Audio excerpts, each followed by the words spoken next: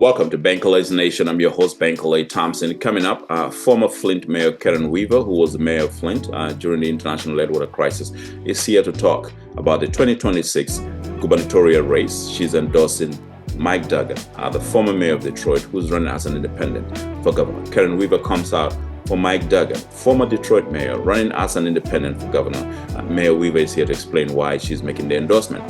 Coming up right after this break, stay with us.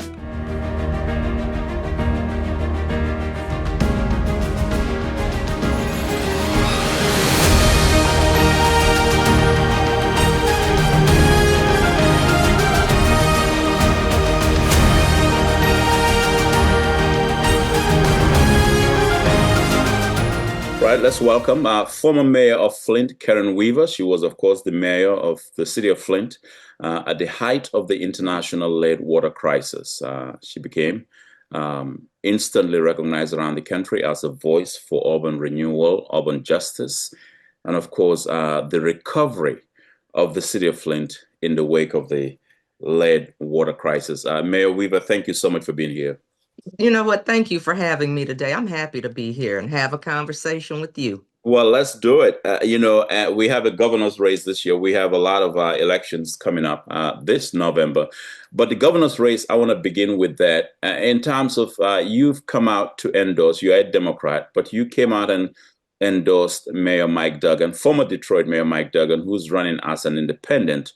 And I wanted you to explain why you endorsed Mike Duggan for governor, because I read some of your comments in a previous interview with another network, but you talked about how he reached out to you. But I want you to talk about that because I think a lot of people are surprised that you've been a Democrat as prominent as you are to come from the city of Flint, which was the centerpiece of the lead water crisis.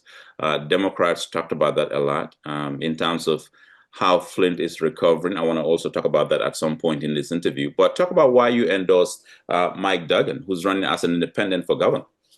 Certainly. And first, let me say, I'm still a Democrat. I'm still a Democrat. That part hasn't changed. But one of the things we need to be mindful of is to look and see who's doing something and what they are doing. And people forget, and I'm glad you said what you did because a lot of people don't recognize or realize that I was mayor at the same time Mike Duggan was. We had a relationship together, and I've talked about him reaching out to me and some things that he had done as far as I was concerned to help me and really help Flint. Because if you're helping me during that time, you were helping Flint. And some of the things that I watched him do, the conversations that we had together when I said, "Okay, I need somebody to talk to," and he was there and he was available and ready to talk and just either lend an ear or say, if I said, "What do you think about this?" He gave me good sound advice, and I always appreciated that. And so that's something that I've never forgotten. One of the other things I would have to say about Mike Duggan is I watched some of the things he did when he was mayor of Detroit. And some people will say, "Well, this didn't happen, that didn't happen." But you know what? And I would tell them none of us are perfect as elected officials. We just aren't because we're human. But if I did 8 out of 10 things that were positive for the people, or 7 out of 10 things that were positive for the people, then I'm looking at records, I'm looking at performance, and I like some of the things that I saw he had done. When you look at some of the things that happened in Detroit, as far as home prices going up, as far as the population increasing, as something that really got me was the debt that he was left with, and then leaving Detroit with reserve funds. And I know how difficult that is because in Flint we were under emergency management, and that was one of the things that I had to do as a mayor is how do I go from nothing to something? And so to be able to do that, that's quite a feat. So there were things he had done as mayor, but even when I listen to what he wants to do as governor, I like what he talks about when we're talking about education. That's really important. And so when I've talked with him and said, "Okay, what is it you want to do?" I have really respected what he has said. And so, it was interesting. I was saying, and I probably said this another time, when I hosted something for him here in the city of Flint. One of the things I always tell people is when someone's coming to ask for your vote, you need to talk to them and say, "What do I get by giving you my vote?" And so, so we've been having those kinds of conversations. And so I appreciate that. So that's why So, I'm supporting Mike Duggan. right, but also key to your support is the relationship you have with him. Yes. And I want to move that conversation and come back to former Detroit Mayor Mike Duggan, who's running as Mhm. an independent for governor, and Jocelyn Benson, the current Secretary of State, prominent Democrat like yourself, is going to be likely the Democratic nominee for governor. Some folks are saying, how can Mayor Weaver not support a Jocelyn Benson? And I'm curious as to Mhm. your response to that. And I want to know if Secretary of State Benson has reached out to you before.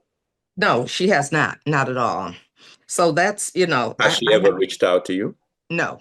No. And here's what's interesting, because there are a few reasons. One is I wasn't born with a letter behind my name. I didn't have a D or I had no letters behind my name. And so while I chose to be a Democrat, my family was Democrats. They were Democrats. But I also believe you have to look and see who's doing what's in the best interest of you and the people. And so we had some issues in Flint. A lot of people don't know, or maybe some of them do, during our election. So this I'm speaking to when she was, well, she Right, still is Secretary of State. right. And we had some voting concerns here in the city of Flint. We're Democrats. So let me put that out there. These are Democrats that had some voting concerns about our election. We do not trust the election process. A lot of things happened that last time I ran for mayor. And it was done so poorly that you couldn't do a recount because boxes weren't sealed appropriately for you to be able to open them and do those kinds of things. We had people coming to say, when I went to vote, they said, well, you already voted. And they're like, no, I haven't. And they said, well, here, take this ballot. I mean, those kinds of things that people were told to do. We had concerns about what was going on with some of our absentee ballots. And so we expressed those concerns. In fact, our political action chair from the Flint branch NAACP wrote a letter to Secretary of State Benson outlining some of these concerns. We watched those canvassing committees before they certified the election. So Uh, what was the Secretary Jocelyn response Benson's response? the response that our political action chair came back with was we were raising a Republican issue. That's pushing a Republican agenda. And we're like, wait a minute. We should all want to trust the voting process. And we're not Republicans, we're Democrats, and we're raising concern. But to be told that this is that's pushing a Republican agenda and to do nothing, I mean, that's not right. It's not right. And your job is to make sure these kinds of things are happening. I talked to somebody that said, "Oh yeah, we heard a lot from Flint during that time, but they didn't do anything." Didn't do anything. So that's troublesome to me when you have your constituents saying to you that this is what's going on. We had a person that was in that canvassing committee say wouldn't sign off on the election. He said because Flint deserves a fair election. We sent people down to Lansing during that time to speak on this. So we weren't quiet about this. We raised concerns about this and we raised them loudly. So that was my first issue. So that was a lived experience that we had with her and I had with her that is concerning to me.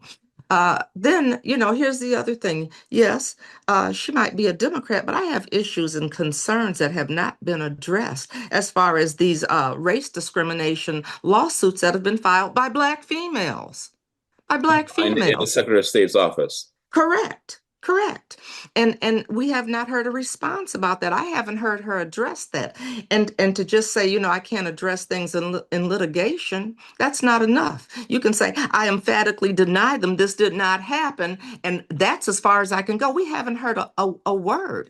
Now, maybe the Black Caucus has heard something because they have endorsed her.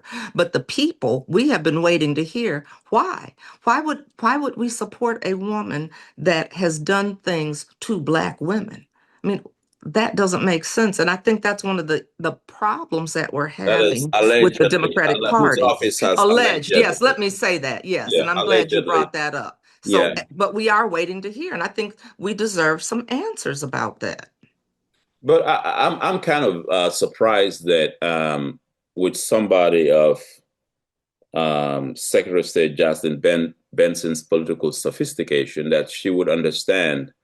the importance of building alliances, that you're somebody, you were the mayor when Flint was at the height of the lead water crisis, whether people like it or not, Right. that, you are a Black woman that cannot and should not be ignored by anybody who has political aspiration across the state, because Flint still matters. So I'm kind of Thank surprised you. that, with a complaint coming out of Flint under your mayorship, that's the kind of thing that would require a visit by the Secretary of State to come to Flint. Madam Mayor, I'm coming to Flint to sit down and talk to you. What's going on? What do we need to do? Right. Did you get those calls No, no, not at all. And oh, let me be clear. This was when I was running for reelection. when you're running for I re-election? was running for reelection. Well, it still And doesn't so matter. that, You'd right, already served as mayor. right. Right. And like I said, and we reached out through our Flint branch NAACP. We reached out. A letter was written, and we got nothing. We got nothing. So that's concerning. That's very concerning. Like I said, as are these allegations. So this And letter we, came. This letter came from the Flint NAACP chapter. correct. Yeah, and Yeah. I know the chapter because I was a Freedom Fund speaker Yes, for you that chapter were. in That's right. 2017. Hmm. Yeah. Yeah, it came So from our political action chair. Yes.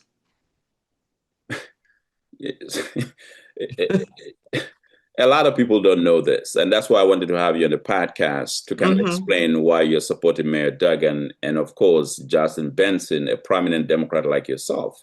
And do you feel um, that what I'm trying to get at is we talk about the fact that Black folks sometimes get ignored by the white liberal power structure, and I'm going to put a color on it. The white liberal Okay. power structure sometimes ignore Black folk because they feel like Black people are expendable. And now you explaining this puts a lot of that into context, and that is, who are the people around Secretary of State Jocelyn Benson? I mean, why wouldn't they reach out to a Mayor Karen Weaver to talk to you if you have serious concerns about how the integrity of the election process in Flint, or it doesn't even have to be about election. Anything you have, any concerns you have about the city of Flint in terms of the Secretary of State's office, I mean, that's not difficult. It's not like you're climbing Mountain Everest or Mount Right. Kilimanjaro to try Right. to get to Mayor Weaver. Mm-mm. No. And so, But and if you have future political aspiration, if you're Jocelyn Benson, you have a future political aspiration. It is in your own interest to build these alliances and relationships, and don't expect that people are just going to show up or come and out that's for what I you. think happens. That's what I think happens. And when you're talking about I'm a Democrat, but yes, I am supporting this independent Michael Duggan in the race for governor. I certainly am. I said because one thing we have been feeling is that our voices have not been heard or appreciated, but they're asked for every election season. And when you talk about the establishment and the status quo, so many times we have felt, at least the people that I have been talking with, have felt like people are picked for us and we're supposed to just fall in line and blindly go that way. And we're kind of tired of doing that. We know that we are a strong, loyal voting bloc. And so to feel like you're taken for granted is not a good feeling. And so, it's funny because someone said, "Well, have you left the party?" I said, "No. There are Democrats that I'm supporting. There are Democrats I'm going to vote for." I said, "But we've You're got to just be." not going to be supporting Jocelyn Benson for governor, That's right. right? That's right. It's just that simple. And I think we need to do a better job of doing our homework and doing our due diligence when we give people our vote. Because a lot of times we don't know enough about these people. We just, say, "Oh, okay, let me color that one in because there's a D there." And I think the other thing that has happened is, and I think this has happened on both sides, is it's so toxic now. It's so Yeah. divisive. And one of the things I said before, and I've said this to other people, is sometimes I do. I wish we could just close our eyes and listen to what they are saying. I said because we already have assumptions. We make assumptions if we say, "Oh, the Democrats said this, the Republicans said this," and we miss some things when we blindly follow. And our vote is worth something. Our vote matters. And so we need to treat it with the respect and dignity that it deserves and give it to those people that treat us with respect and dignity and are inclusive and concerned about what is, in the best interest of the greater good. And that's what we have to be better about. And Mayor Weaver, I want to dig a little bit deeper into this Hmm. because I want people to have a fuller perspective here beyond just saying, well, Mayor Weaver endorsed Mayor Duggan for governor. Let me ask you this: if you can recall during your time as mayor, did Secretary of State Jocelyn Benson visit you, reached out to say, let me go sit down with the mayor of Flint. We need to talk about some things and so forth. No, now I'm trying. Who was Secretary of State before Jocelyn Benson? Because I she think, was, yeah. You know what? Let me dial back because I think yeah, it was a Republican. yeah, it was Was somebody. it Ruth Johnson? I think it was Ruth Johnson I was think Secretary of I State. think so because Yeah, she yeah, wasn't there yeah. originally. But after she became Secretary of State, whether you were in office or not, did she reach out to come to Flint to you? No, we didn't Okay. really do a lot together. And I asked the question because you explained the Mayor Duggan relation. You explained your endorsement of Mayor Duggan, Hmm. uh, former Mayor Duggan, not only on his ability, as you explained, to get certain things done, but also your relationship. A relationship exists.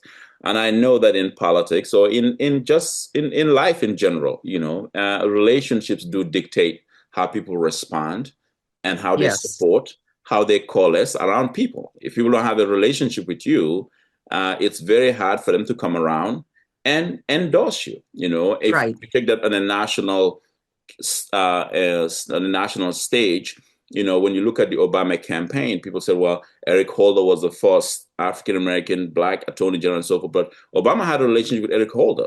That relationship goes way back when he That's was running right. for US Senate. That's how they built a relationship. So there was a relationship there. Obama did not just pick Eric Holder as Attorney General. He had a long relationship with the brother. They had a long relationship going back to when he was running for That's US right. Senate. So relationships do matter. And I'm They just do. surprised that Secretary of State Jocelyn Benson, who has everybody knew she has future political aspiration, would not build a relationship with a Karen Weaver. And you're talking about relationships and the importance of them and why they're so significant. Because you want somebody in office that you can call and say, let me pick up my phone and say, hey, we've got a problem here. Right, And right. and they're going to respond. Even if you don't get the outcome that you want, you've been able to put, here are my issues, here are our issues, here are our concerns, and you've been able to have a conversation and try to come up with something that's going to work for you. But when you don't have that kind of relationship, and we've seen, I'm also, I'm a psychologist. And so, Yeah, you're a we clinical always, psychologist. That's true. yes. Go ahead. Yeah. And so, the best indicator of future behavior is what you've seen in the past. All right. That's a psychological analysis. The best indicator of future behavior Yes. is what you've seen in the past. Right. So I mean, it say, doesn't mean you can't change, but that's the right, best right, right, indicator on right. a lot of But things. there's also redemption to change anyway. Yes, absolutely. Yeah, Absolutely. yeah. Well, let's talk about the governor's race, though, and how important it is for Flint. Hmm. Clearly, you're not just endorsing Mike Duggan. You expect the mayor to do some things for Flint, and I know Flint still hasn't fully recovered. Right. No matter the amount of money that has been, ratified as a court settlement, Flint still hasn't fully recovered, right? That's absolutely correct. And I'm so glad you said that because when I go places, so many people think that everything is fixed with Flint and everything is not fixed with Flint. I've been out of office. The current mayor has been there for 7 years. We were 85 to 90% done with the pipe replacement program when I left office. We were a year ahead of schedule. Why would those pipes not be completed by now? I mean, you explain that to me. There is no reason. That makes no sense that Flint shouldn't have that pipe replacement program completed. So I take issue with that. People are just now starting to get $1,000 from a settlement. $1,000?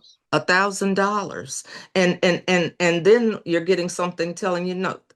I've heard people say that's being treated as income. Okay, we were poisoned, and people are just getting $1,000, and not many people have gotten that. No one has been held accountable. No one has been held accountable in this crime that took place in Flint. And so that's why I know the importance of having someone in that role as governor that's going to look out and do the best thing for the people. When I was in office, they were on me. They didn't have to be on me because I was going to do the right thing anyway. That was one of the problems with me is I'm not going to stop talking about this water and these issues until it is fixed. And you aren't going to make me.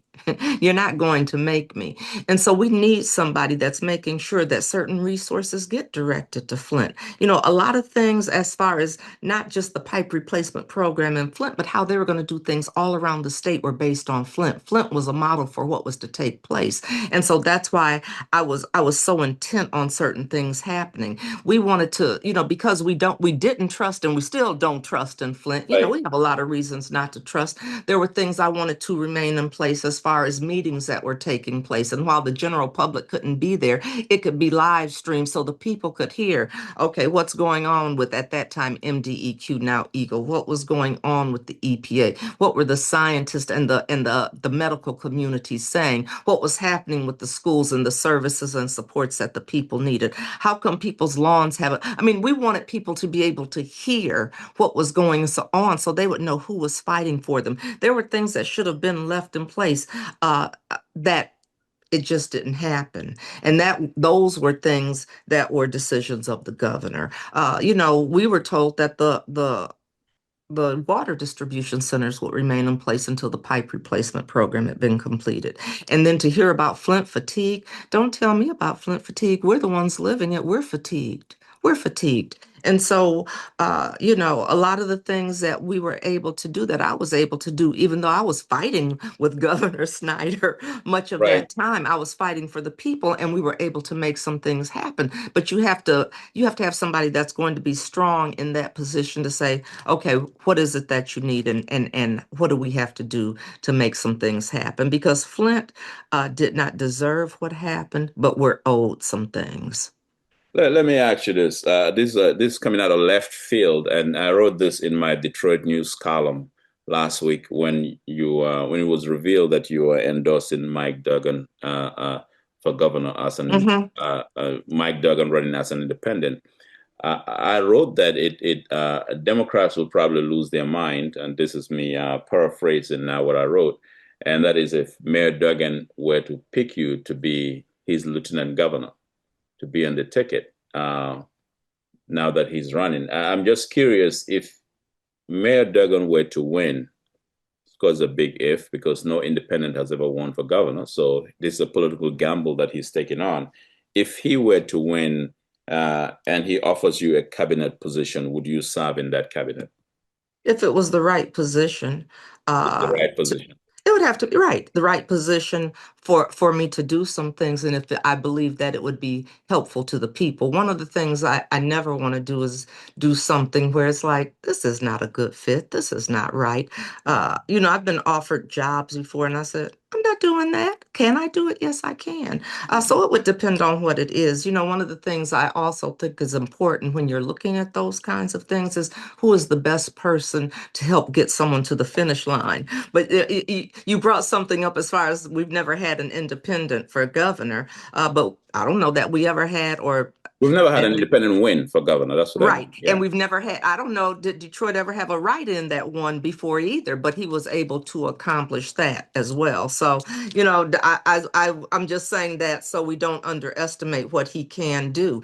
And it's interesting to me because I've had a lot of people tell me, you're with the right person. I'm with him. I'm supporting him. And these have been from both sides of the ticket. So I said, good, good. Let's make it happen. I'll tell Right. you what I am going to do, whatever I can to help him get there. I am certainly going to do that because that's who I'd like to see sitting in that seat in Lansing. Yeah. And have you got a call from the Michigan Democratic Party, Curtis Hotel, the chair of the party, or any other party leaders? No, No, no. they don't Think they're see they probably don't see your endorsement as important. maybe they don't.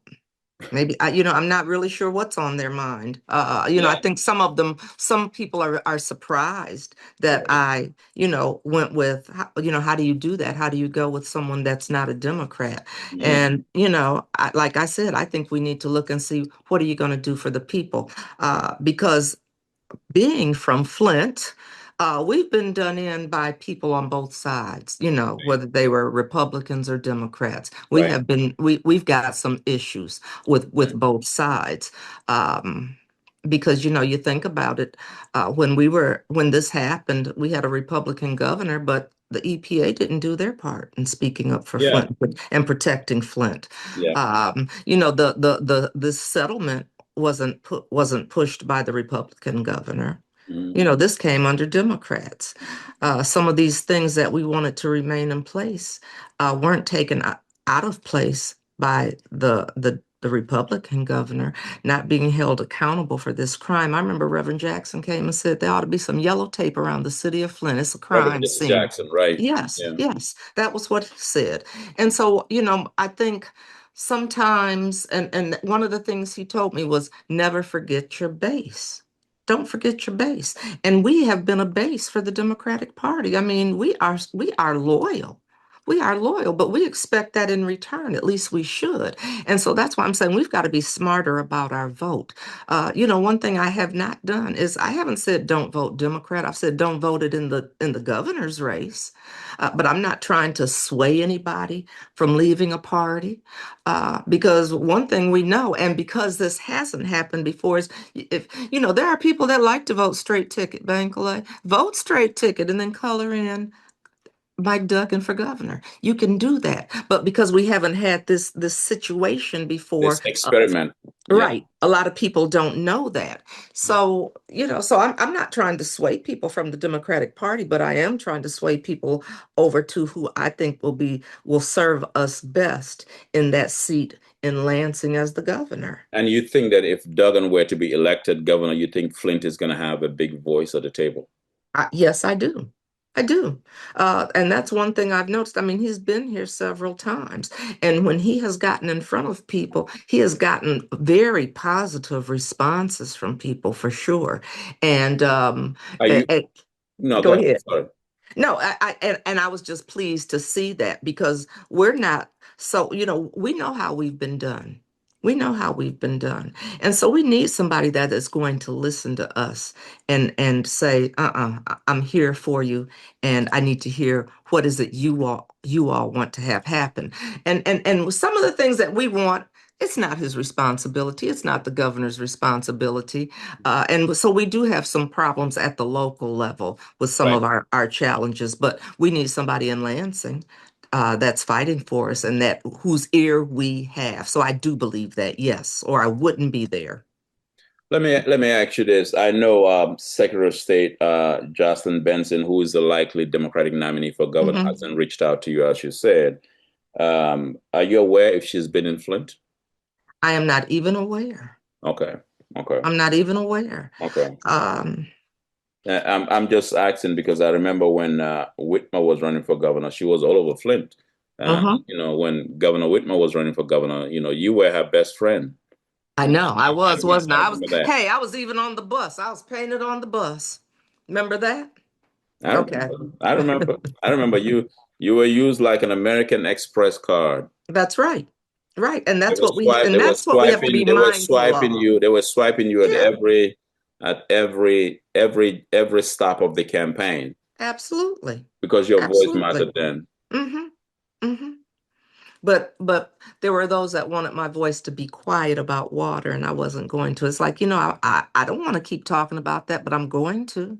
As long as we can't drink our water, as long as we don't have access to clean water, I'm not going to stop talking about it. And if it means I'm not going to be here, then that's what it means because I'm not going to compromise my values and my morals and what I believe in just to have a certain seat. And so let me say this, because somebody else was asking me about Lieutenant Governor, and I said, I didn't sign on for him because I want that job. I signed on because I believed that he was the best candidate.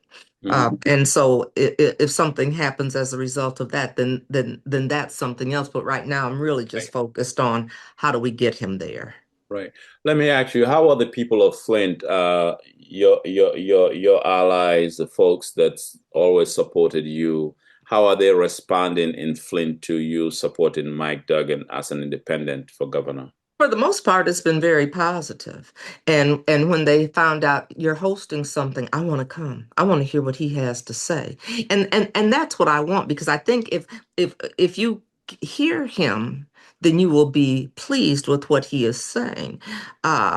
And so that's how it has been. Most of it has been very positive. There have been some that have said something about, well, we've got these two Democrats, and one of them is right from here. And so what's going on with that? And nothing's going on with that. One of the things I've always said is I consider Chris Swanson a friend of mine. I consider him a friend. That's But right, I the had a Tennessee County prosecutor, right. right? Yeah. No, the sheriff, Genesee Yeah, County sorry. Sheriff. And Yeah, so I was and thinking so I about David Layton. He ran he's way the back then. yeah, he is the prosecutor. Yeah, yeah. But I have nothing negative to say about him. I'm just saying who I think the best candidate is. And I had a relationship with him before any of them. Hmm. Before any of them, because we were mayors together. I told somebody, I said, some people like salt, some people like seasoned salt, and some of us want a healthier option, like Miss Dash. I'm going for the healthier option for Flint, and that's Mike Duggan. All right.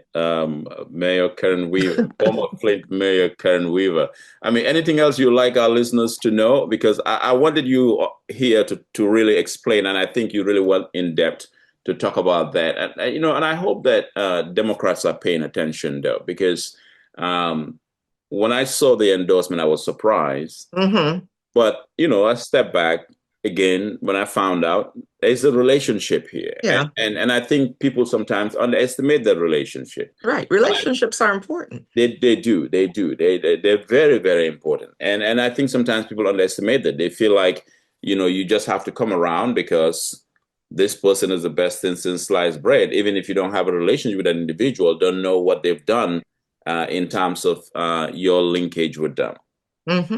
Yeah, I completely agree. Right. And I hope that there's a lesson here for Democrats, though, and that they're paying attention to this and not. Uh, uh, um, and again, I'm surprised that the Secretary of State, Jocelyn Benson, didn't reach out, didn't have a relationship with you. I mean, that's just a natural. I mean, who wouldn't want to reach out to the mayor of Flint? Who wouldn't want to talk to the former mayor of Flint? You were the first female mayor of Flint, right? Correct. And I hope Democrats are Jocelyn watching as Benson is a well. champion of women empowerment. I mean, who wouldn't want to talk to the first female mayor of the city of Flint, who presided over who was in charge during the international lead water crisis? That in itself is significant enough to try to get to know you, both on a professional and perhaps on a Yeah. personal level. I mean, that's just my opinion. Well, thank you. I appreciate that. I hope that people are paying attention. I just want people to recognize the power of their vote. Right. That's what I want people to recognize. Don't just give it away. Don't just give it away. You should expect something in return. And, We can. I'm not going on the limb to say this, Hmm. and this is not coming from you. This is coming from me. And I'm wondering if you were a white female and you were the mayor of Flint, and you were the first female mayor of Flint, and you're a white woman, and you were in charge during the international lead water crisis. This is my opinion. I believe that every Democratic head honcho in the state of Michigan, including those who run the Michigan Democratic Party, would have reached out to you. Each of them will try to have a relationship with you. This is my opinion. This is my Yeah. opinion. That if you were a white woman, they would try to have a relationship with you. And that they would, everybody running for attorney general, governor, whatever it is, that's just my opinion. Because I believe that in some of these cases, race matter. It's very easy sometimes to Yes. dismiss the power, the influence of Black women like yourself. And I would have to concur. Yeah, yeah. You said it, but I agree. I'm gonna give you the final word here, Mayor Weaver. You tell me in terms of where we go from here with the governor's race. I'm gonna have you back to talk about, as we get close to maybe sometime in August with the Okay. race for governor. But just your final comments for our listeners and viewers. My final comments are, I'll be repeating myself, but my final Right. comments are do your homework. Do your homework. Don't just give your vote away. You listen to these people, you talk to these people, you challenge them because you should expect something. We should expect something in return for our vote. We have to have people that are not scared to stand up for the right thing. I said sometimes when you're standing for right, you're standing by yourself, but we have to have people that are not scared to speak up and speak out and stand up and fight for us. That's what I would say. All right. Thank you so much, Mayor, for making time and coming on the podcast here. Thank you.